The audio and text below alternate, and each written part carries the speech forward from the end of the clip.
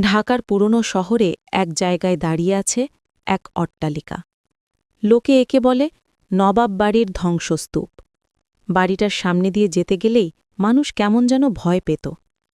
দিনে হয়তো কেউ সাহস করে পাশ কাটিয়ে যেত, কিন্তু রাতে সেখানে যাওয়া মানেই বিপদ। স্থানীয়রা বলে বহু বছর আগে নবাব বাড়ির পরিবারের সবাইকে এক রাতে হত্যা করা হয়েছিল। লাশগুলো পাওয়া যায়নি, শুধু চারপাশে রক্ত আর কান্নার আওয়াজ। সেই থেকে কেউ আর ওই বাড়ির ভেতরে যায়নি। কিন্তু বিশ্ববিদ্যালয়ের 4 বন্ধু রিজভী, তানিম, রুবি আর ফারহান সব শুনে একরকম হেসেই উড়িয়ে দিল। তাদের ধারণা এসব গুজব, ভূত বলে কিছু নেই। রিজভী তো সোজাসুজি বলেই দিল, আজ রাতে আমরা প্রমাণ করব সব গল্প মিথ্যা। 4 জন রাতে বেরিয়ে পড়ল। আকাশ ভরা মেঘ, চারপাশ নিস্তব্ধ। তারা হাতে টর্চ আর মোবাইল ক্যামেরা নিয়ে দাঁড়ালো বাড়ির সামনে। বাড়িটার দরজা ঠেলে ভেতরে ঢুকতেই কেমন একটা হিমশীতল বাতাস বইতে লাগল, যেন ভেতরে অদৃশ্য কোনো প্রাণ তাদের উপস্থিতি টের পেয়েছে। টর্চের আলোয় দেখা যাচ্ছিল ভাঙা আসবাবপত্র, ছেঁড়া ছবি, পুরনো কাগজ ছড়িয়ে আছে। বাতাসে এক অদ্ভুত দুর্গন্ধ, যেন বহুদিন ধরে জমে থাকা রক্তের গন্ধ। ফারহান ফিসফিস করে বলল, এখানে কেমন গন্ধ পাচ্ছ? রুবি আতঙ্কে চারপাশে তাকিয়ে শুধু বলল, আমরা হয়তো ভুল করছি। তখনই দূর থেকে ফিসফিসানি শোনা গেল, এক নারীর কণ্ঠ অদ্ভুতভাবে ভাঙা গলায় বলছে, ফিরে যা, ফিরে যা। 4 জন জমে গেল। তানিম জোরে হাসতে হাসতে বলল, এটা নিশ্চিত বাতাসের শব্দ, এসো ভেতরে যাই। তারা এগিয়ে গেল। ভেতরের করিডর ধরে হেঁটে হঠাৎ চোখে পড়ল এক সিঁড়ি। বাইরে থেকে কখনো কেউ এই সিঁড়ি দেখতে পায়নি। অদ্ভুতভাবে সিঁড়িটা বাড়ির নিচের দিকে নেমে গেছে। সিঁড়ির গায়ে কালো দাগ, যেন শুকনো রক্ত। রিজভী সাহস দেখিয়ে বলল, চলো নিচে নামি। সিঁড়ি যত নিচে নামছিল, বাতাস ভারী হচ্ছিল। টর্চের আলো বারবার কেঁপে উঠছিল।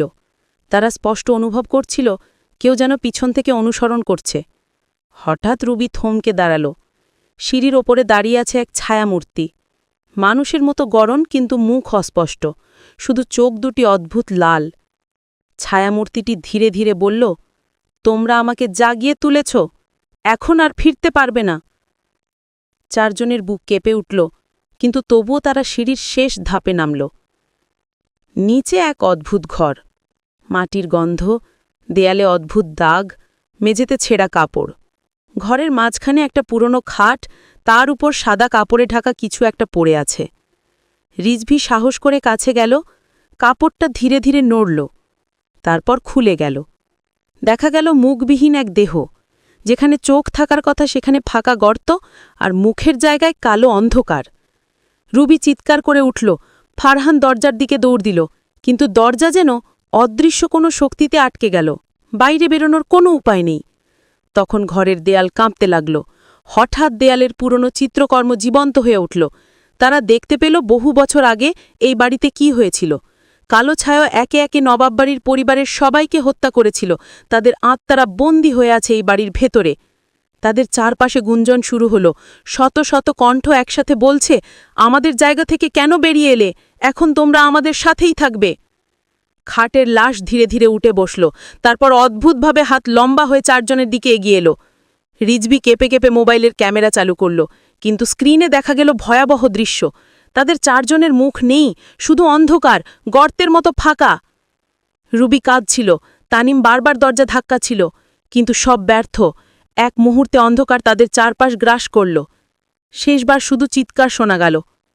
পরদিন সকালে মানুষ বাড়ির দরজা খোলা পেল।